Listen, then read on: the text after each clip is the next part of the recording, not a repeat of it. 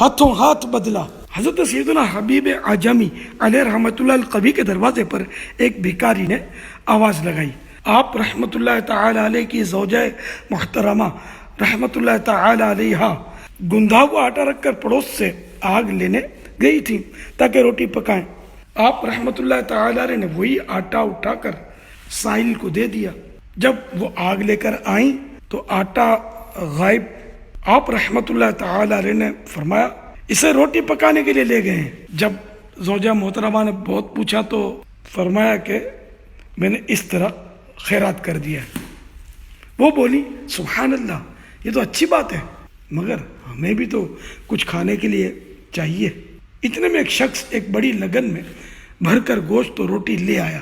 آپ رحمۃ اللہ تعالی علیہ نے فرمایا دیکھو تمہیں کس قدر جلد لوٹا دیا گیا، گویا روٹی بھی پکا دی اور گوشت کا سالن مزید بھیج دیا۔ رب العزت کی ان پر رحمت ہو اور ان کے صدقے ہماری مغفرت ہو۔ اے عاشقان رسول، دیکھا آپ نے راہ خدا میں دی جانے والی چیز ہرگز ضائع نہیں ہوتی۔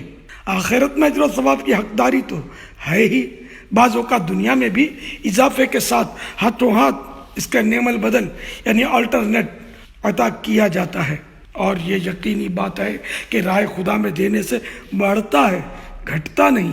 جیسا کہ حضرت سیدنا ابو ہریرہ رضی اللہ تعالیٰ عنہ فرماتے ہیں، دو عالم کے مالک و مختار مکی مدنی سرکار محبوب پروردگار صلی اللہ تعالیٰ علیہ وآلہ وسلم نے ارشاد فرمایا صدقہ یعنی خیرات مال میں کمی نہیں کرتا، اور اللہ تعالیٰ معاف کرنے کی وجہ سے بندے کی عزت ہی بڑھاتا ہے، اور جو اللہ پاک کی رضا کی خاطر انکساری کرتا ہے تو اللہ تعالیٰ اسے بلندی عطا فرماتا ہے۔